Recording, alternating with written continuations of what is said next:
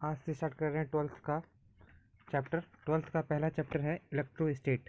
क्या है? इलेक्ट्रोस्टेट, इलेक्ट्रोस्टैटिक्स।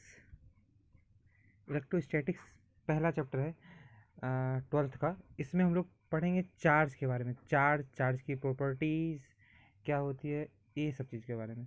तो चार्ज के बारे में, तो इलेक्ट्रोस्टेट इलेक्ट्रोमैग्नेटिज्म से आता है। इलेक्ट्रोमैग्नेटिज्म, ठीक है, इलेक्ट्रोमैग्नेटिज्म से ये टर्म आता है। इलेक्ट्रोमैग्नेटिज्म एक्चुअली इसमें सिर्फ हम लोग को पढ़ना है इलेक्ट्रिक चार्ज के बारे में। इलेक्ट्रिक चार्ज, इलेक्ट्रिक चार्ज में पहला हो गया आपका रेस्ट चार्ज के बारे में। अगर पढ़ना है रेस्ट चार्ज, तो इसमें हो गया पहला इलेक्ट्रोस्टैटिक्स।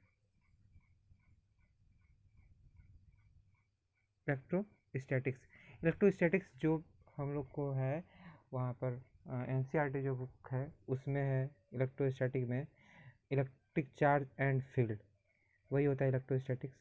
दूसरा हो गया गॉस लॉ,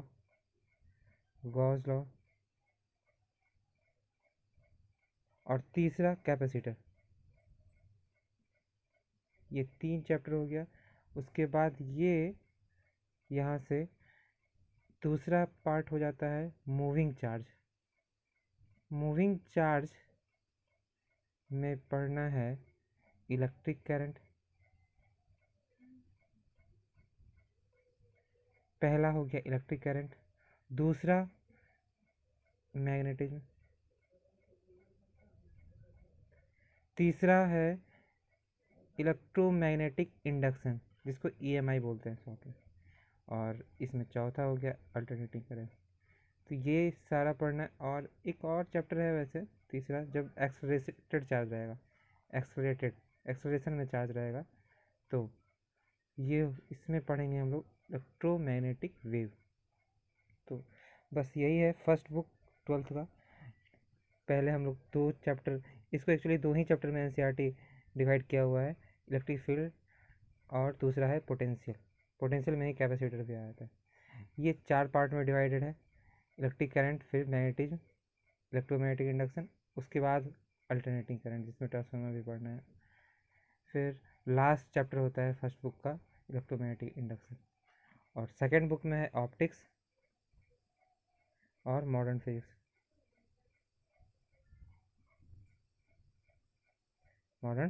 फिजिक्स। बस इतना ही है आप लोग को पढ़ना ट्वेल्थ में। तो आज स्टार्ट करते हैं इलेक्ट्रोस्टैटिक्स से। इलेक्ट्रोस्टैटिक्स, ठीक है। इसमें ये क्या है? It is the branch of physics, it is the branch of physics in which we study about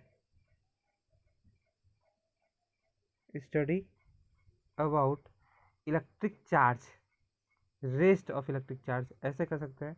electrostatics में वी स्टडी अबाउट इंट्रैक्शन या study of interaction and effect, interaction and electrical effect due to static charge, है ना। क्या हो गया? It is a branch of physics in which we study about static charge, direct हो सकते हैं, study of interaction and electric effect due to static charge, ठीक है। ड्यू टू यहाँ पे ऑफ हो जाएगा, अगर इंट्रैक्शन लिखा हुआ है तो ऑफ इंट्रैक्शन। तो अब यहाँ से आता है कि हम लोग को जो भी पढ़ना है वो स्टैटिक चार्ज के बारे में पढ़ना है, इलेक्ट्रोस्टैटिक में। तो आगे भी जो पढ़ना है हम लोग को मूविंग चार्ज के बारे में पढ़ना है या एक्सलेटेड चार्ज, जो भी पढ़ना है ये सब, तो सब कुछ चार्ज के बारे में पढ़ना है। उसके बाद देखेंगे इलेक्ट्रिकल इफेक्ट या मैग्नेटिक इफेक्ट क्या होता है, कैसे होता है, कब होता है, ये सब जानेंगे।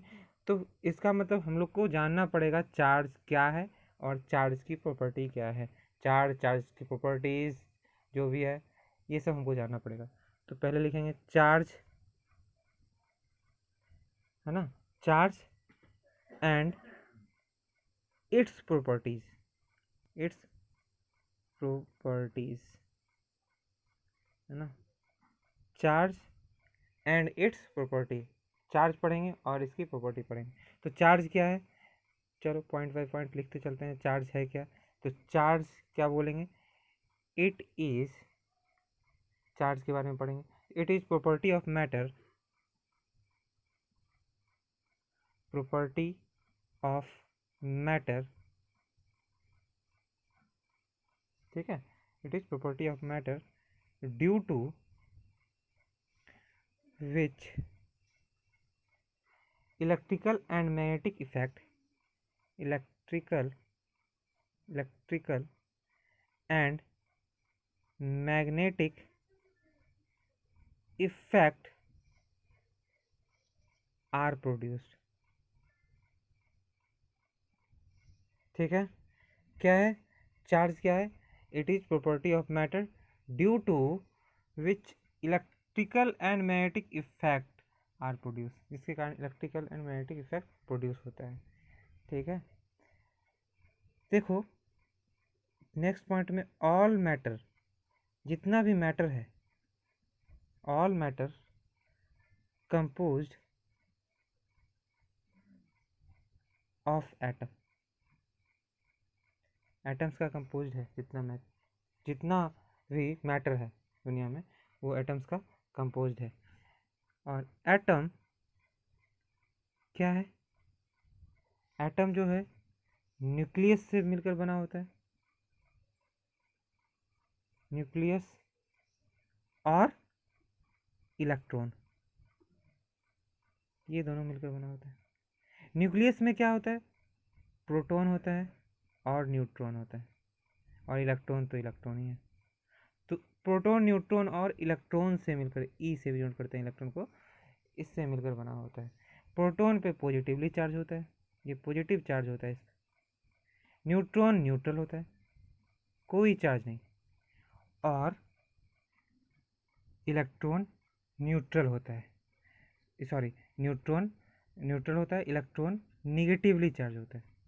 तो प्रोटॉन न्यूट्रॉन से मिलकर न्यूक्लियस बनता है, proton positive charge, neutron neutral होता है, इलेक्ट्रॉन निगेटिव चार्ज होता है जो इलेक्ट्रॉन हो गया, और न्यूक्लियस और इलेक्ट्रॉन मिलकर एटम बनता है, और एटम जब कंपोज होता है तो मैटर बनता है।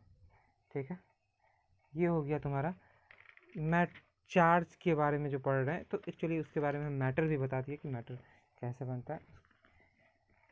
प्रॉपर्टी ऑफ चार्ज में और क्या है, चार्ज के बारे में और जानना है हम लोग को, तो और क्या है चार्ज के बारे में जानना, तो charge is a scalar quantity. Charge क्या होता है, स्केलर क्वांटिटी होता है। Charge is a scalar quantity,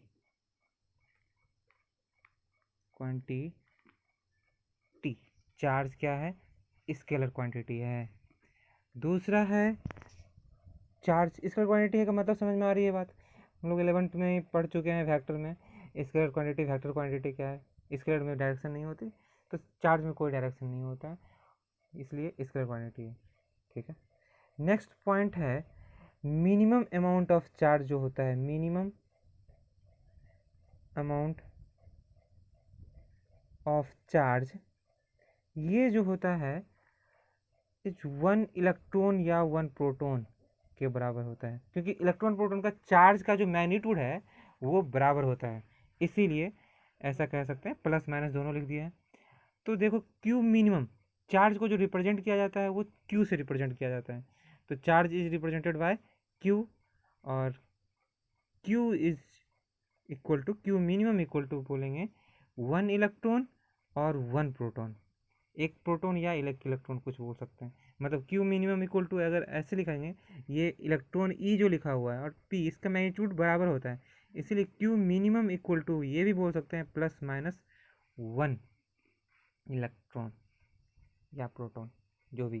तो ई का जो चार्ज होता है -1.6, इसके लिए बात कर रहे हैं हम लोग, यहाँ से ई के लिए होगी 1.6 × 10⁻⁹ कूलम, और प्रोटॉन का बात करेंगे तो 1.6 इंटू 10⁻⁻19 कूलम ये होता है।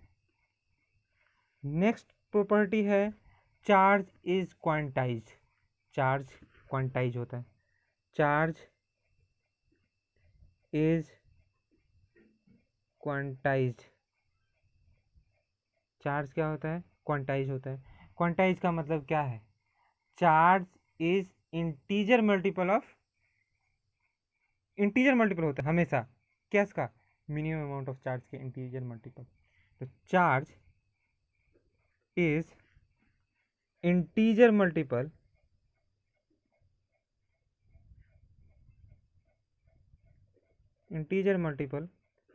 Of minimum amount of charge, amount of charge. जो मिनिमम अमाउंट ऑफ चार्ज होता है उसके इंटीजर मल्टीपल होता है हमेशा।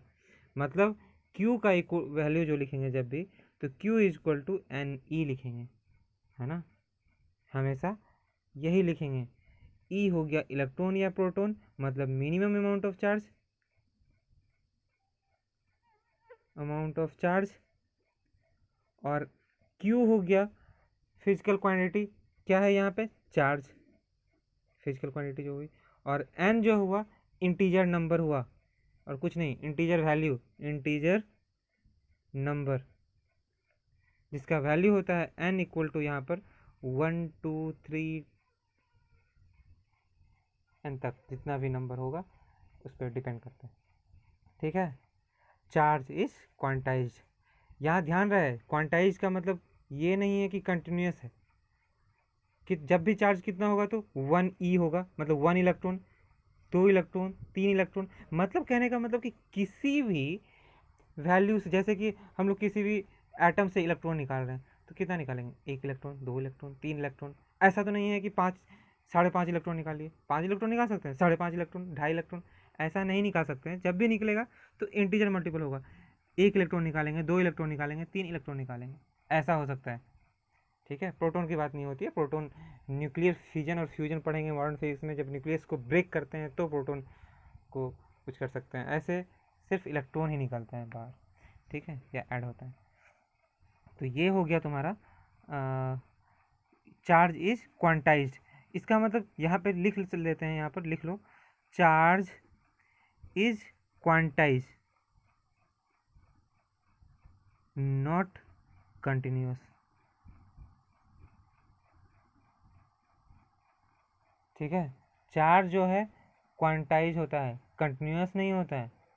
कंटिन्यूस का मतलब होता है कोई भी चार्ज एग्जिस्ट कर सकता था, कोई चार्ज भी एग्जिस्ट नहीं करता है। कंटिन्यूस चार्ज नहीं हो सकता हमेशा। जैसे ऐसा नहीं है कि 1.0001 फिर 02, ऐसा कभी नहीं हो सकता इलेक्ट्रॉन।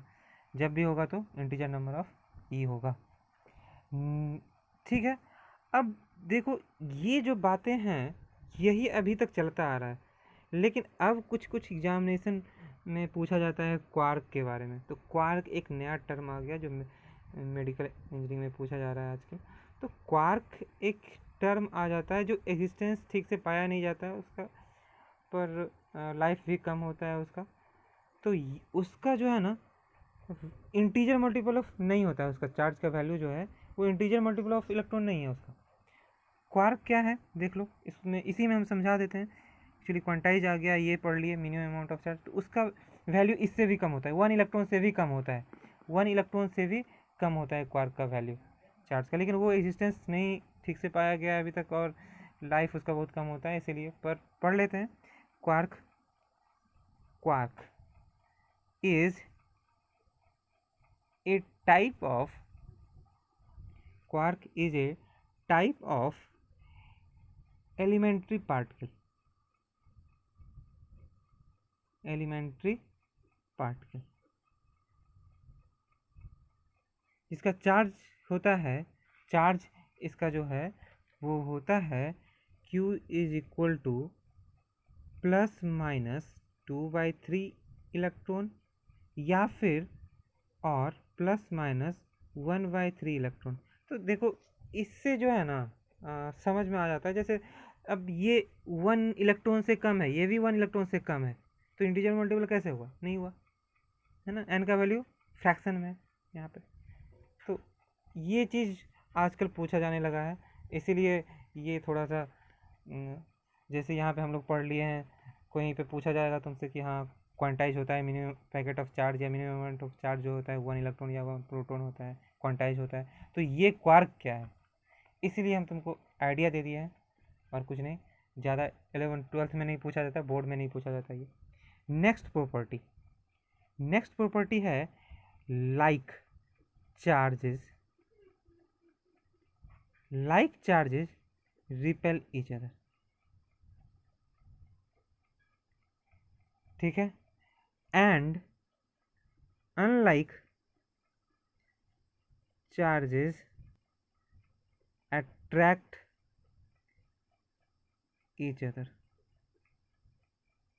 ठीक है, लाइक चार्ज रिपेल करता है और अनलाइक चार्ज अट्रैक्ट करता है। वैसे सबको पता होगा, जैसे प्लस चार्ज, दो प्लस चार्ज रखा हुआ है या माइनस माइनस रखा हुआ है, दोनों क्या है, लाइक चार्जेस है, तो ये क्या होगा, रिपेल होगा।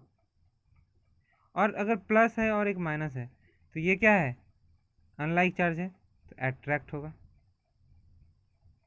ठीक है, तो like charge repel each other और unlike charge attract each other, बस और कुछ नहीं है। ठीक है, नेक्स्ट है तुम्हारा इसी में नेक्स्ट प्रॉपर्टी देखो, चार्ज एसोसिएटेड विथ मास। जब भी चार्ज एग्जिस्ट करता है, charge associated with mass, charge mass के साथ ही एसोसिएट होता है। इसका मतलब ये हुआ, चार्ज एसोसिएटेड विथ मास का मतलब ये हुआ कि without mass charge does not exist.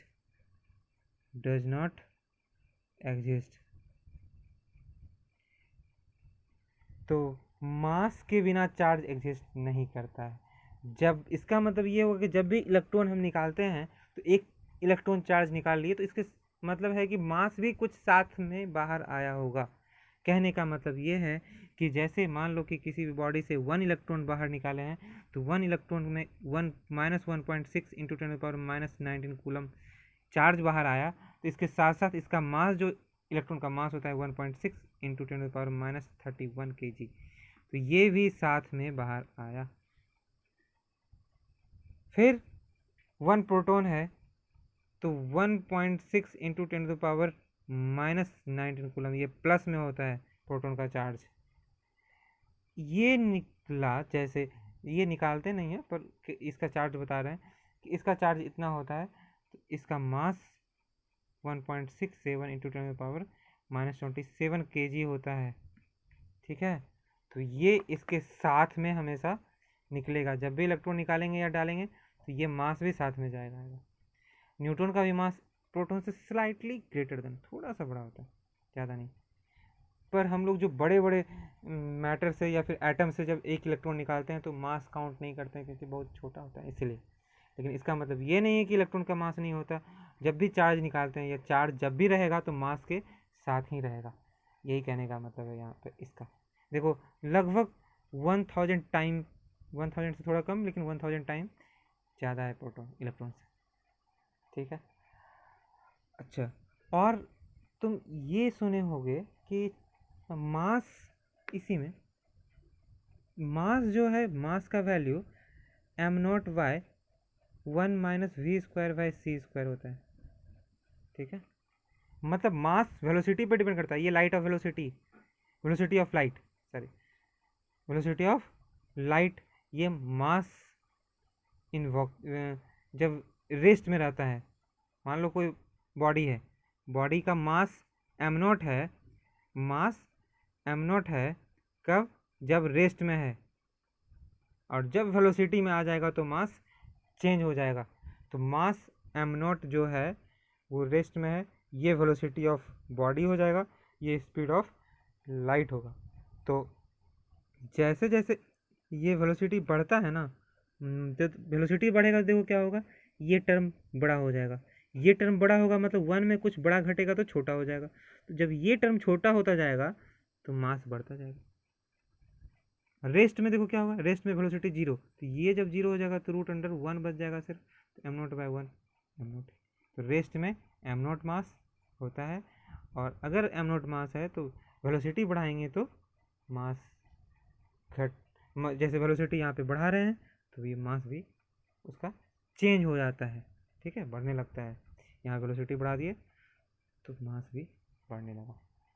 तो इसका मतलब ये हुआ कि अगर हम लोग वैसे पढ़े हैं, जब भी 11th में पढ़ लिए हम लोग, तो वहाँ पे बोलोगे कि सर हमको तो वहाँ पे तो नहीं पढ़ाए कि मास, जैसे कि तुम पूरा काइनेमेटिक्स में पढ़ लिए, फिर मैकेनिक्स में पढ़ लिए, न्यूटन्स लॉ पढ़ लिए, मोमेंटम पढ़ लिए, कहीं भी मास में वेलोसिटी था, मोमेंटम हुआ, कहीं पे मास चेंज नहीं करवाए सर। रेस्ट में भी उतना ही, ऐसे भी उतना ही। तो एक्चुअली क्या होता है ना कि वो सब वेलोसिटी नेग्लिजिबल था, लाइट के अकॉर्डिंग में ये वेलोसिटी नेग्लिजिबल था। लाइट का स्पीड बहुत ज़्यादा होता है उसके स्पीड से, तो इसको अप्रॉक्स 0 ले लिए थे। लेकिन अब क्या है कि अब इलेक्ट्रॉन का वेलोसिटी देंगे तो वो सब बहुत स्पीड से चलता है, या फिर कोई रेज होता है, वो सब वेलोसिटी ऑफ लाइट के स्पीड ऑफ लाइट के जैसा चलता है, इसीलिए उसके अकॉर्डिंग में इसका मास चेंज हो जाता है। तो वेलोसिटी जैसे ही बढ़ाएंगे तो ये टर्म क्या हो जाएगा, बढ़ जाएगा। ये टर्म बढ़ेगा तो 1 माइनस कुछ समथिंग हो जाएगा, तो ये घटना शुरू हो जाएगा, ये बढ़ेगा तो ये टोटल टर्म घटेगा, इन्वर्सली प्रोपोर्शनल है तो ये बढ़ जाएगा, ठीक है। तो मास डिपेंड करता है, mass depend on velocity, but charge does not depend on velocity. पर वेलोसिटी जो है ना, बढ़ाएं घटाएंगे तो चार्ज में कोई फ़र्क नहीं पड़ेगा, कोई चेंजिंग नहीं आएगा चार्ज में, लेकिन मास में चेंजिंग आ सकता है। यही इसका कहने का मतलब है तुम्हारा, कि मास में कोई चेंजिंग नहीं आए, मास में चेंजिंग आएगा पर चार्ज में कोई चेंजिंग नहीं आएगा, सॉरी, मास में चेंजिंग आएगा, मास बढ़ेगा घटेगा वो स्पीड के अकॉर्डिंग फॉर्मूला लिखा हुआ है, और चार्ज में कोई भी चेंजिंग नहीं आएगा वेलोसिटी से। वेलोसिटी अब जैसे हम हाथ में रखे हुए हैं चार्ज 2 कूलम है, दौड़ना शुरू कर देंगे तो चार्ज बढ़ेगा नहीं, उतना ही रहेगा जितना था। 2 इलेक्ट्रॉन लेके रखे हुए हैं तो 3 इलेक्ट्रॉन नहीं हो जाएगा, 2 ही इलेक्ट्रॉन रहेगा, ठीक है। ये हो इसका मतलब, कहने का मतलब था। फिर नेक्स्ट प्रॉपर्टी है तुम्हारा charge is conserve. Charge is conserve. Charge क्या होता है, कंजर्व होता है। कंजर्व होता है मतलब ये हो गया, इट नाइदर वी क्रिएटेड, जैसे वर्क कैसे था, वर्क एनर्जी पावर में पढ़े थे, एनर्जी कंजर्व होता है, कंजर्वेशन ऑफ एनर्जी होता है। कंजर्वेशन ऑफ एनर्जी का मतलब कि एनर्जी कंजर्व होगा, एनर्जी कंजर्व होता है, ना ही क्रिएट किया जा सकता है ना ही डिस्ट्रॉय किया जा सकता है, सिर्फ एक फॉर्म से दूसरे फॉर्म में कन्वर्ट किया जाता है। तो वैसे ही यहाँ पे भी चार्ज जो है, it neither we created nor we destroy भी नहीं कर सकते, डिस्ट्रॉय, ठीक है। तो ये क्या होगा यहाँ पे, ऑलवेज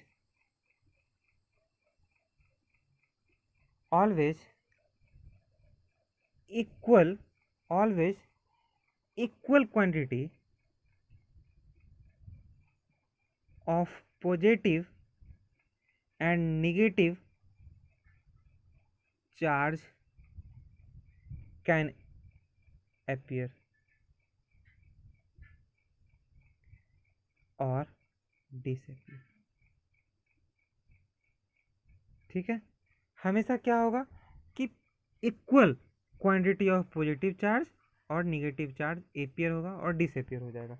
मतलब ये कि मान लो ये है तुम्हारा और एक ये है, तो ये अगर यहाँ से इलेक्ट्रॉन निकालते हैं बाहर और इसमें डालते हैं, अभी दोनों न्यूट्रल था पहले, अब इलेक्ट्रॉन निकाल दिए तो यहाँ एक पॉजिटिव बढ़ गया तो यहाँ एक निगेटिव बढ़ गया। तो देखो जब भी एपियर होगा तो इधर पॉजिटिव इधर निगेटिव, एपियर हो गया ना।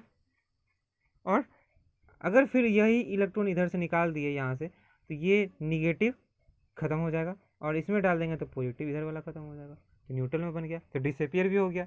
तो जब भी निकालेंगे तो एक साथ अपियर होगा, एक ही साथ डिसअपियर हो जाएगा। ये हो गया। नेक्स्ट है तुम्हारा चार्ज। Charge is invariant. ठीक है, चार्ज जो है इनवेरिएंट होता है। इनवेरिएंट होता है मतलब क्या, इसका मतलब ये होता है charge does not depend, sorry, not depend on reference frame. Reference frame, ठीक है।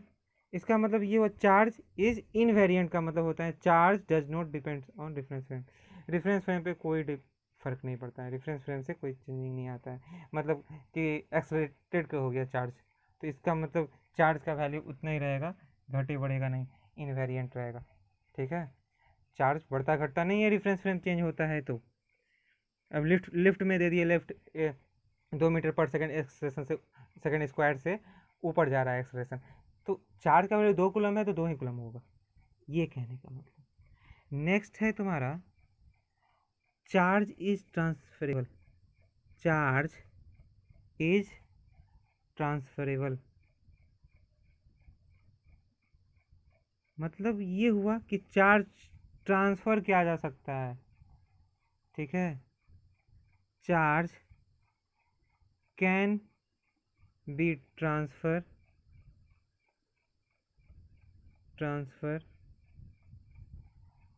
From one body to another. एक बॉडी से दूसरे बॉडी में ट्रांसफ़र किया जा सकता है, या फिर ऐसे कह सकते हैं एक प्लेस से दूसरे प्लेस ट्रांसफ़र किया जा सकता है। ट्रांसफरेबल होता है चार्ज, एक बॉडी से दूसरे बॉडी में ट्रांसफ़र किया जा सकता है। पर ये जो है तुम्हारा जैसे कि, और इसमें और भी आता है चार्ज ट्रांसफरेबल, चार्ज ट्रांसफ़र किया जा सकता है। पर जैसे कि अब कंडक्टर पढ़ेंगे, इंसुलेटर पढ़ेंगे, प्रॉपर्टी ऑफ मैटर में, तो उस समय देखेंगे कि कहाँ पर किस तरह ट्रांसफ़र किया जा सकता है, वो आगे देखेंगे हम लोग। तो ट्रांसफरेबल इसका मतलब क्या हुआ, इसका मतलब क्या, charging, charging of a body. Charging of a body का मतलब होता है कि चार्ज को ट्रांसफ़र करना, ट्रांसफ़र करके एक बॉडी से दूसरे बॉडी तक ले गए, बॉडी चार्ज होगी। तो चार्जिंग ऑफ ए बॉडी, इसका मतलब होता है बाय एडिशन और रिमूवल, एडिशन और रिमूवल ऑफ इलेक्ट्रॉन। ठीक है, चार्जिंग ऑफ ए बॉडी मतलब ट्रांसफ़र किया, एक बॉडी से दूसरे बॉडी में निकाल कर दूसरे बॉडी में दे दिए, तो ट्रांसफरेबल का ये भी हो सकता है। चार्जिंग का मतलब चार्ज किए, तो चार्ज क्या होता है, ट्रांसफरेबल होता है। यहाँ से इलेक्ट्रॉन निकाले और इसमें डाल दिए, तो ये हो गया तुम्हारा पॉजिटिवली चार्ज।